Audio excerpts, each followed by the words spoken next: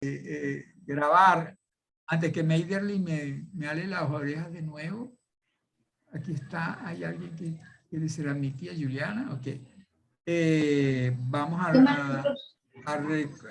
grabar y ahora vamos de nuevo a compartir el esquema y entonces en el esquema hay alguien que tiene el micrófono abierto. Si quiere hablar, levanta la manito, por favor, yo le doy la palabra. Ok. Bueno, entonces estábamos en la elaboración de los reglamentos que está en el artículo, les repito, pues en 90 y en el 90 en realidad, pues no. Ustedes se lo pueden leer, es muy sencillo, pues, no hay mayor complicación. Lo único importante de allí, de ese procedimiento, es que tiene que haber un proceso de consulta. Entonces, fíjense ustedes, hay como 3 etapas, según ese artículo 90. Los reglamentos de las leyes, es decir, los reglamentos ejecutivos, se elaborarán con el siguiente procedimiento. Primero, se elabora el proyecto de reglamento. Obvio, ¿no? O sea, no se puede hacer un reglamento sin hacer un proyecto. Alguien que sabe de la materia lo elabora. ¿Quién sabe de la materia en el Poder Nacional? El ministerio correspondiente. Un reglamento en materia educativa, pues será el Ministerio de Educación el que se encarga de hacer el proyecto de reglamento, ¿no? Normalmente se le dice anteproyecto, o sea, hay una diferencia entre el anteproyecto y el proyecto, porque el proyecto es cuando ya está elaborado y se le presenta a la autoridad que va a aprobarlo, ¿no? Y el anteproyecto es los preparativos, o sea, justamente lo previo a que haya un verdadero proyecto. Entonces, esa iniciativa de la elaboración del proyecto de reglamento la tiene el Ministerio de la Materia. Si es una materia de salud, bueno, será el Ministro de Salud, el Ministerio de Salud quien lo elabore.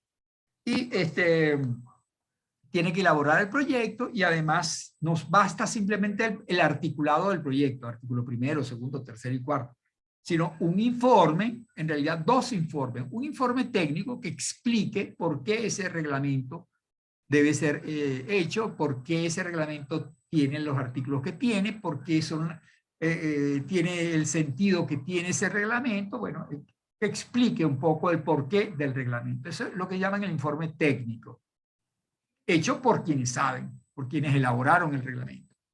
El anteproyecto, pues, ¿no? Y segundo, un reglamento de impacto económico. Es decir, ¿cuánto va a costar implementar ese reglamento? Ese reglamento contiene la creación de nuevas unidades. Ese reglamento tendrá que ser enseñado a los funcionarios, tendrá que ser divulgado ante el público, y eso cuesta. O sea, el programa de divulgación, el programa de formación a los funcionarios, habrá que abrir una nueva unidad física en cada una de las escuelas o de los hospitales o del ministerio.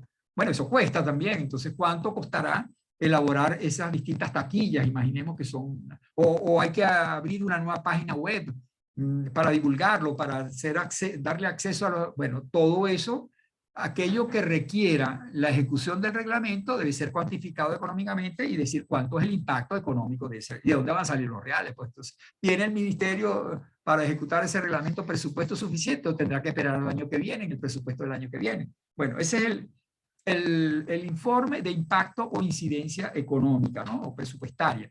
Esa es la primera fase, elaboración del anteproyecto con su respectivo informe técnico y su informe de eventual impacto económico o presupuestario.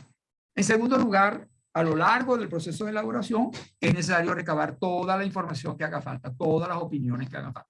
Si hay que preguntarle a otros ministerios, si hay que preguntarle a algún técnico, si hay que hacer unos estudios digamos que de laboratorio o lo que sea, bueno, todo eso hay que recabar toda esa información, ¿no?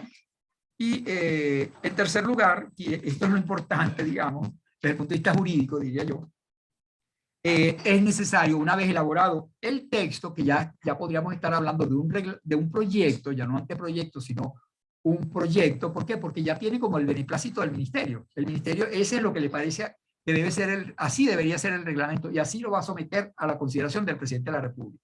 Entonces, en ese momento, entonces, lo somete a consulta pública, y esto es lo novedoso. Entonces, ahora le tenemos que pedir a los ciudadanos qué piensan sobre ese reglamento. Y están allí unas reglas, ¿no? Cómo debe ser la participación de las personas de conformidad con lo que establece el título 6 de este decreto ley. Pero ya vamos a ver que este artículo 90 está remitiendo a otras normas del mismo texto, ¿no? Entonces dice, durante ese proceso de consulta, las personas individualmente o a través de organizaciones de usuarios, por ejemplo, asociaciones de vecinos, consejos vecinales, pues, o sea, gente organizada o asociaciones deportivas, si fuera una ley, un reglamento de ley en materia deportiva, entonces podrán presentar observaciones, propuestas sobre el contenido del reglamento. Entonces, en eso consiste la participación, leer el texto del proyecto de reglamento y ver si les gusta, si no les gusta, si lo podrían mejorar de alguna manera, si piensan que hay algunos artículos que no deben ir, lo que sea. Bueno, todo eso lo tienen que elaborar personalmente, una persona individualmente lo puede hacer, o a través de una asociación de un sector determinado, ya organizado, ¿no? Esa participación individual o asociada es la que está regulada en el título 6. Son los artículos, vamos a ver si lo tengo aquí, lo marqué en papelito. Ajá, aquí está. Son los artículos, creo que 137, por allí, ¿no? Procedimiento para la participación ciudadana. Entonces se establece que en cada organismo debería haber un registro con las organizaciones que vayan allá y se digan, mire, yo me quiero registrar, yo soy una asociación deportiva y yo voy al Ministerio del Deporte y yo soy asociación de voleibol, yo soy una asociación de metras o de perinola o de bolas criollas, lo que sea. Y yo quisiera estar inscrito aquí. ¿Por qué? Porque cada vez que vaya a haber una reglamentación sobre los juegos a los cuales se interesan mis asociados, nosotros tenemos derecho a participar. Ustedes tendrán que informarnos a nosotros de ese proyecto de reglamento y nosotros venir y participar y oír eso. Y entonces hay un lapso dentro del cual se le informará a todas estas organizaciones que hay ese proyecto de reglamento y se les da un lapso. Dentro de 15 días ustedes podrán formular las observaciones que quieran, un mes, lo que sea, pues, para que ustedes formulen las observaciones y sugerencias que les parezcan adecuadas. Una vez que se termine ese proceso, digamos, de consulta individualizada, podríamos decir, luego hay una audiencia pública. Al terminar eso, entonces ahí tiene entonces el organismo que organizar una audiencia pública donde se diga en tal fecha, tal hora, en tal sitio, ahora será por los medios audiovisuales, habrá una audiencia pública. Ahí irán los técnicos del ministerio para responder por los que han elaborado el proyecto, los que saben del tema, y se enfrentarán, digamos, se enfrentarán en el buen sentido de la palabra a las organizaciones de usuarios, de vecinos, de deportistas, de la materia que sea, para intercambiar opiniones y para, bueno, entonces ahí se formularán objeciones de nuevo, se tratará de convencer a los usuarios, en definitiva, de las bondades del reglamento, para que entonces la idea es que primero que el reglamento salga lo mejor posible, elaborado de la manera más aceptable y más adecuada, que cumpla mejor los objetivos, y además un poco también como que ganarse a los usuarios o a los destinatarios del reglamento, ¿no? Es decir, mire, este reglamento va a ser dictado con esta finalidad y esperamos que ustedes lo cumplan y hagan uso de ese reglamento. Un poco dentro de la tendencia participativa, pues, propia de la Constitución del 99, ¿no? Bueno, eso era lo que les quería decir con respecto al procedimiento de elaboración de los reglamentos. El obviar este procedimiento tiene una sanción grave, que es la nulidad absoluta del reglamento. Un reglamento que se haga sin esta participación, sin todas estas fases de participación, eso es una causal de nulidad conforme a lo que señalan las reglas que les acabo de mencionar. Ustedes podrán ver ahí donde dice que hay una nulidad absoluta para los reglamentos que hayan sido aprobados sin cumplir con este reglamento de la participación ciudadana. En relación con la entrada en vigencia de los reglamentos, bueno, se parece un poco a lo que pasa con la ley, lo que ustedes ya saben. Los reglamentos entran en vigencia una vez que son publicados en la correspondiente fórmula de difusión oficial, la Gaceta Oficial de la República de Venezuela, para el caso de los reglamentos nacionales. En los estados será en la Gaceta Oficial del Estado y en los municipios será en la Gaceta Municipal correspondiente. Es necesario publicarlos, según dice allí, en esto ¿no? Fíjense, lo dice el último numeral del artículo 90, aprobado el reglamento por el presidente de la República y el Consejo de Ministros, que es así como los reglamentos nacionales, entrará en vigencia con su publicación en la Gaceta Oficial, salvo que el reglamento disponga otra cosa. El reglamento establece una vacación legis de 15 días, un mes, un año, lo que sea. Bueno, entonces entrará en vigencia en esa fecha posterior. Eso con respecto a la entrada en vigencia. Igual pasa con los reglamentos estatales y municipales. Y en el caso de los... ¿cómo hace para perder vigencia un reglamento? Bueno, tradicionalmente se señalan que los reglamentos pueden perder vigencia por la intervención de cualquiera de los poderes públicos, ¿no? Por un lado, podría perder vigencia el reglamento por el propio autor, por la propia administración, por voluntad de la propia administración. La propia administración, el mismo autoridad que lo dictó o una autoridad superior puede derogar el reglamento a través de un nuevo reglamento, de un acto general que derogue el reglamento anterior, ¿no? Bueno, porque ya le parece que ya no cumple su función o debería ser sustituido por otro. Generalmente los reglamentos no son pura y simplemente derogados, sino derogados por uno nuevo, o sea, sustituido por un nuevo reglamento, ¿no? O sea, no es que un acto único que diga se deroga el reglamento tal, sino que se sustituye por uno nuevo y ese nuevo incluye un artículo que deroga el anterior. Y si no lo incluye, no importa, ese quedó derogado tácitamente por el nuevo reglamento, ¿no? Y puede ser un reglamento del mismo rango, o sea, la autoridad del mismo rango, o un reglamento de un rango superior. Conforme vimos antes que los reglamentos tienen rangos distintos, ¿no? Eso es una primera fórmula, una primera vía como pierde vigencia los reglamentos. La segunda vía es por la intervención del legislativo. El legislador dicta una nueva ley que es incompatible con el reglamento ejecutivo anterior y con eso ese reglamento pierde vigencia. Si la nueva ley es compatible con el nuevo reglamento, es decir, el nuevo reglamento puede ser ejecutado aún con la nueva versión de la ley, porque no hay nada en la nueva ley que altere lo que decía el reglamento anterior, entonces ese reglamento no queda derogado, ¿no? Salvo que la ley diga que queda derogado. Pero si no dice nada, no hay una derogatoria implícita o derogatoria tácita porque la ley sigue siendo compatible con las normas del reglamento, ¿no? O a veces la compatibilidad es parcial, es decir, hay normas del reglamento que ya no son compatibles, esas normas quedan derogadas, y aquellas normas que siguen siendo compatibles con las nuevas normas de la nueva ley, pues seguirán en vigencia. Es impresionante la cantidad de reglamentos que fueron dictados bajo la vigencia de una ley que siguen vigentes con la nueva ley, así sea parcialmente, porque hay algunas de sus disposiciones que siguen siendo coherentes, compatibles con la nueva ley, ¿no?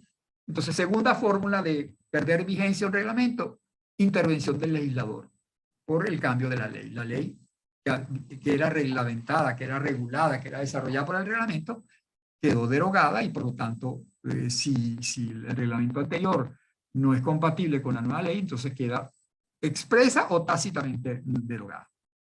Y la última fórmula que pierda vigencia los reglamentos es la intervención del Poder Judicial a través de la vía jurisdiccional. Lo que señalaba Nirvia, es decir, los recursos. Yo podría intentar un recurso, ¿no? Me parece que un reglamento es ilegal o es inconstitucional, o sea, viola alguna de las normas que le establecen límites a la potestad reglamentaria, pues entonces se impugna a través de los recursos. Normalmente los actos generales, en general no se intentan recursos administrativos contra ellos, sino que se va directamente ante los tribunales. Pero bueno, pero se podría perfectamente también intentar un recurso administrativo ante la propia autoridad que dictó el acto y al reglamento, al ministro, mire ministro, ese reglamento que usted dictó, bueno, al presidente de la República, ese reglamento que usted dictó es ilegal o es inconstitucional o viola la reserva legal o viola un reglamento del rango superior, o sea, cualquiera de los límites de la potestad reglamentaria que ha sido desconocido por ese reglamento y por lo tanto se impugna. Y si la administración está de acuerdo con eso, pues lo deroga o lo anula y dicta uno nuevo. Pues, en realidad es una derogatoria, no creo que eso sería una anulación, sino una derogatoria. Pero si no es así, pues se va directamente al tribunal. Un tribunal contencioso administrativo que sea competente para conocer de ese tipo de reglamento. Si es un reglamento del presidente de la República, normalmente será la sala político-administrativa la competente para conocer de ese recurso y el máximo tribunal contencioso administrativo. Y si el tribunal de la sala político-administrativa considera que ese reglamento efectivamente viola algo y es ilegal, pues lo anula, ¿no? El tribunal no deroga los reglamentos, lo que hace es que los anula. Si los considera violatorios de la norma, de alguna norma superior, pues entonces los anula por ilegales o por inconstitucionales, y bueno, y ya no queda sustituido por otro, sino que murió ese reglamento, ya perdió vigencia ese reglamento. Ven entonces las tres fórmulas que no debemos confundir, ¿no? La derogatoria es propia de la administración, la derogatoria también puede ocurrir por el legislativo, que deroga la ley. Normalmente las leyes no derogan los reglamentos, las leyes derogan otras leyes, pero en la ley anterior, y por vía de consecuencia el reglamento que ejecutaba esa ley queda derogado. Y por último, la anulación pronunciada por un tribunal contencioso administrativo. Bueno, esto con respecto al punto E de las normas de rango sublegal, quedan los instructivos, el tema de los instructivos. Los instructivos son unos instrumentos a través de los cuales la administración normalmente dirige a los órganos subordinados las líneas de acción de esa organización, ¿no? El ministro considera que su ministerio debe conducirse en determinadas áreas de una determinada manera, y entonces con el poder jerárquico que tiene puede instruirlos, puede dirigir sus pasos instruyéndolos sobre cómo deben actuar en determinadas cosas, ¿no? Entonces, y eso normalmente se hace por distintos instrumentos que a veces se llaman instrucciones, órdenes de servicio, bueno, pueden tener distintos nombres, ¿no? La ley orgánica de la administración pública, perdón, de la ley orgánica de la administración, de la administración pública, en su artículo 42, establece esta modalidad. Los órganos administrativos podrán dirigir las actividades de sus órganos jerárquicamente subordinados mediante instrucciones y órdenes. Normalmente se suele llamar, pero eso tampoco es una regla precisa, instrucciones a las que son de carácter general. Una instrucción es para todos, ¿no? Una sola. Entonces se les suele llamar instrucciones o circulares también, o sea, una circular que es para todos, ¿no? Y órdenes serían más bien como individuales. O sea, el superior jerárquico le da una orden a un director, a un funcionario subordinado. Mire, usted debe ir a hacer tal cosa, usted haga tal cosa. O cuando ocurra esto, usted actúe de esta manera. Esa es una orden. Bueno, las órdenes cuando son generales suelen llamarse más bien instrucciones. En todos los casos en que esto ocurra así, debe actuarse de esta manera. Entonces, todo eso deriva no de una potestad normativa. Quien dicta las instrucciones o las órdenes no es que tiene poder de dictar normas, tiene poder de dictar órdenes. ¿Por qué? Porque no tiene potestad normativa, pero sí tiene potestad jerárquica. Y los subordinados jerárquicos están obligados a obedecer las órdenes e instrucciones que le den sus superiores, ¿no? Si no lo hicieren, no es que están haciendo algo ilegal, sino que están infringiendo una orden y están incurriendo entonces en desacato, en sublevación casi que podríamos decir, ¿no? Eso tienen unos nombres que ustedes lo verán posteriormente cuando vean el régimen disciplinario de los funcionarios están obligados a acatar las órdenes e instrucciones superiores, y si no, es una causal para ser sancionado disciplinariamente. Bueno, los actos que dictan no son ilegales, porque violar esas órdenes, o sea, usted tiene que venir con uniforme, y el uniforme es tal y cual, no vino con uniforme y usted dictó un acto sin uniforme. Bueno, el acto no es ilegal, pero usted sí se somete a la posibilidad de una sanción, una suspensión, una amonestación, porque está desacatando la orden de venir vestido de una determinada manera, o cumplir un determinado horario, ¿no? O actuar de alguna forma, pues que no compromete la legalidad del acto, pero sí su conducta como funcionario, ¿no? Ahora, sin embargo, fíjense ustedes, cuando una disposición específica, dice ese mismo artículo, así lo establezca o se estime conveniente por razón de los destinatarios o de los efectos que puedan producirse, las instrucciones y órdenes de servicio se publicarán en la Gaceta Oficial que corresponda. ¿Qué está pasando aquí? Aquí está pasando que normalmente las órdenes se dirigen a las personas a quien va dirigida. Si una orden individual la dirige el superior jerárquico, se la manda mediante memorándum o alguna forma de comunicación que tenga la práctica de ese ministerio o de ese repartimiento administrativo, se la dirige a él. Bueno, se la manda por memo, se lo manda con el motorizado, bueno, la forma que tenga, o lo llama por teléfono y se lo dice, ¿no? Le notifica, pues le informa de la orden, ¿no? Pero cuando son generales, son para todos, entonces en lugar de notificárselo a cada uno, se publica. La publicación puede ser cualquiera, puede ser afiches que se coloquen en cada una de las dependencias oficiales, ¿no? O sea, recuerda que el horario aquí es de tal hora a tal hora. Hay que publicarlo en la Gaceta Oficial. Eso basta con que es una orden que se está dando, una instrucción que ustedes tienen que llegar aquí a las 8 de la mañana y se van a las 4 de la tarde. Bueno, y tienen que venir así o con mascarilla o con lo que sea. Entonces, esa es una orden que como general, entonces se le suele decir instructivo o instrucción, ¿no?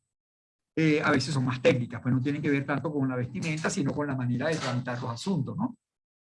Bueno, todo eso se le da la publicidad de la mejor manera posible para que los que estén obligados a conocerla sepan pues de la existencia de eso. Sin embargo, aquí dice la ley que a veces deberían ser publicadas en la Gaceta Oficial.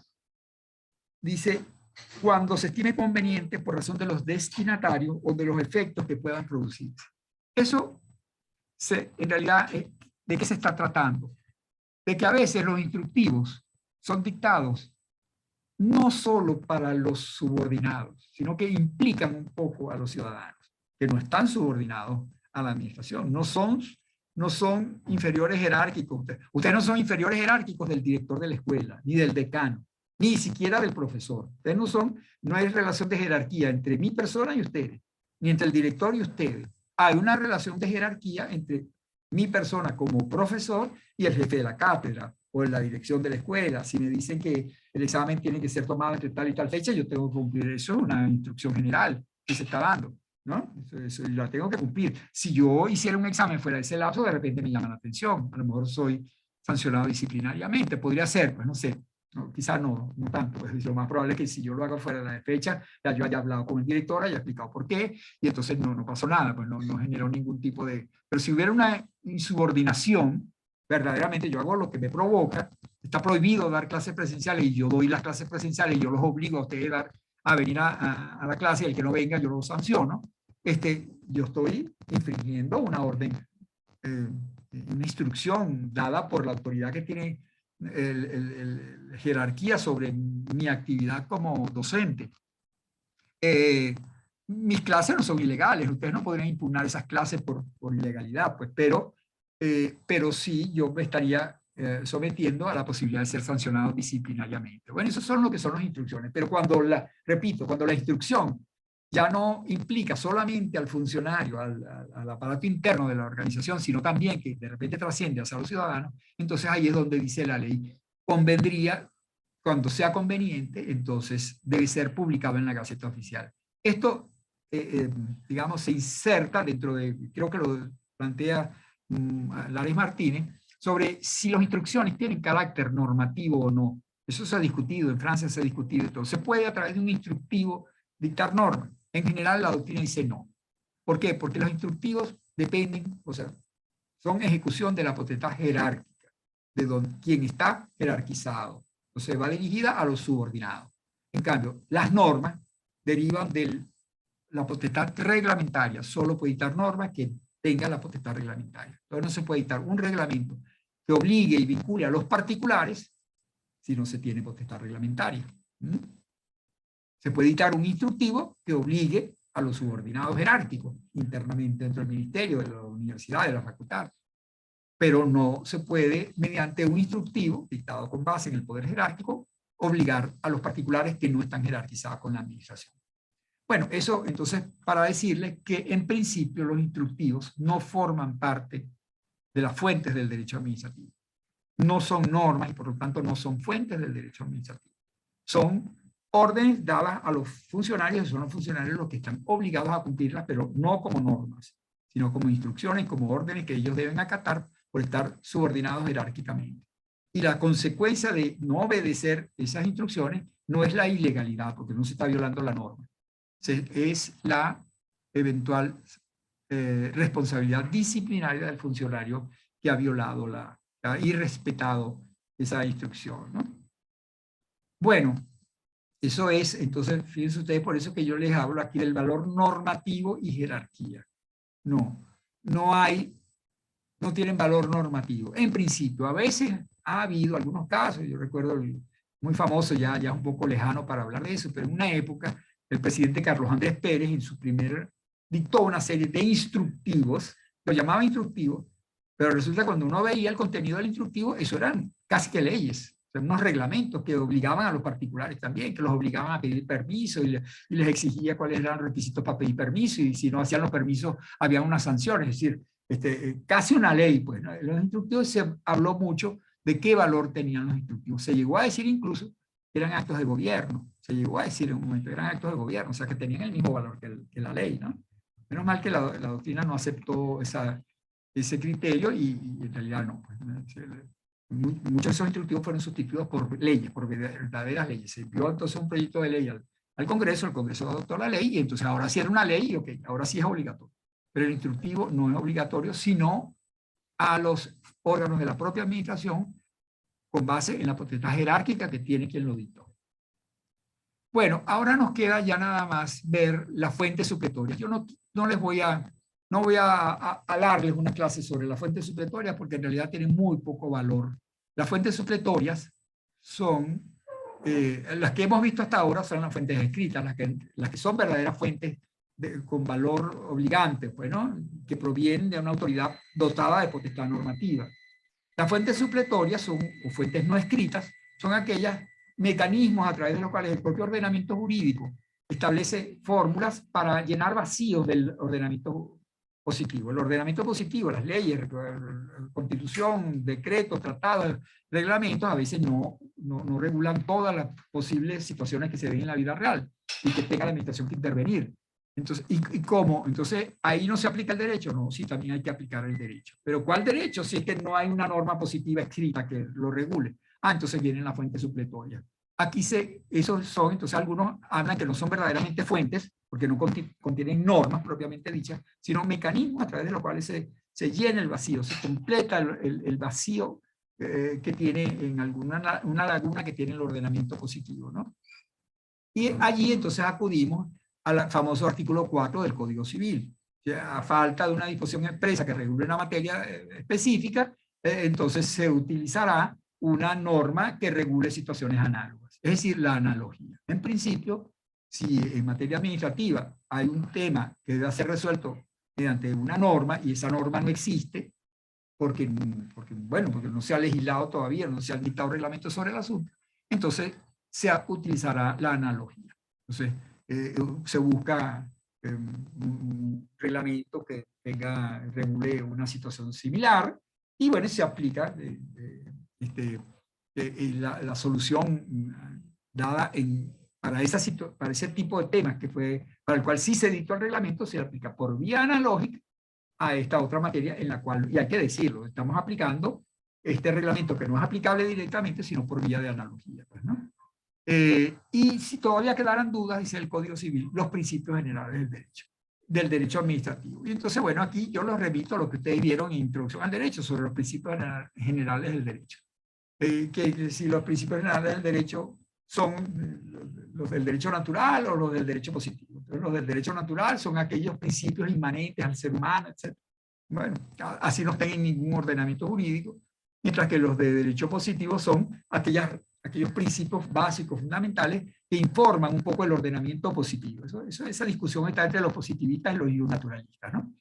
En todo caso, ustedes van a ir viendo poco a poco como en materia de derecho administrativo hay una serie de principios generales del derecho administrativo, ¿no? La obligación de otorgar defensa, que la administración no puede sancionar a nadie sin antes haberle dado derecho a defenderse.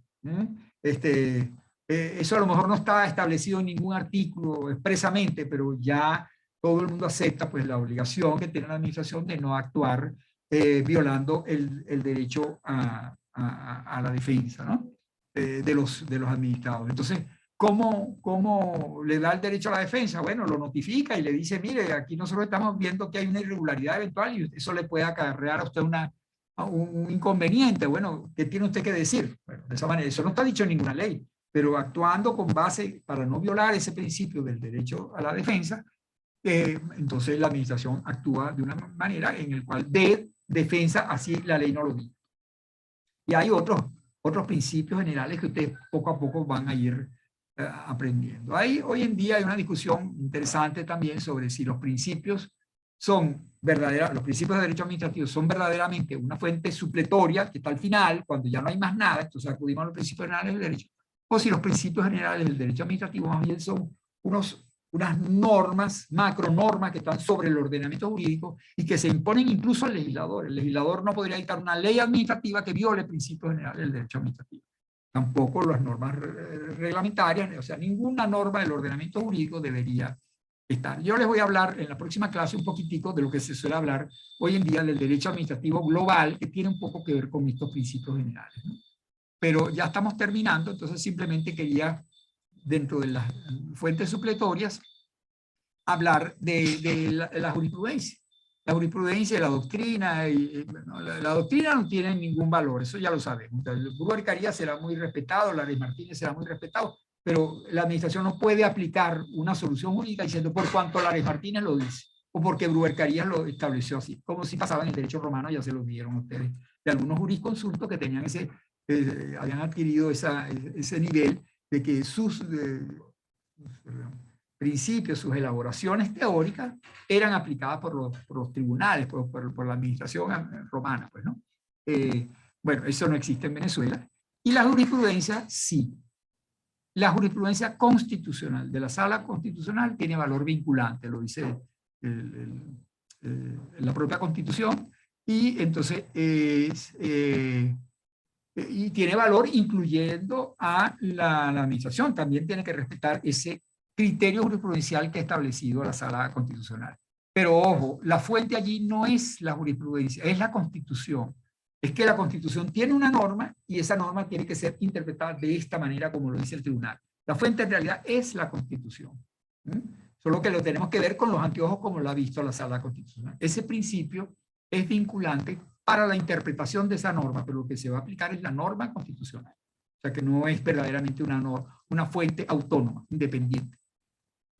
Bueno, nada, vamos entonces en la próxima clase, vamos a comenzar con el principio de legalidad. En algún momento les hablaré de eso que les dije, de los principios generales y del derecho administrativo global, o el iure comune administrativo. También, es unas cosas que están por ahí interesantes.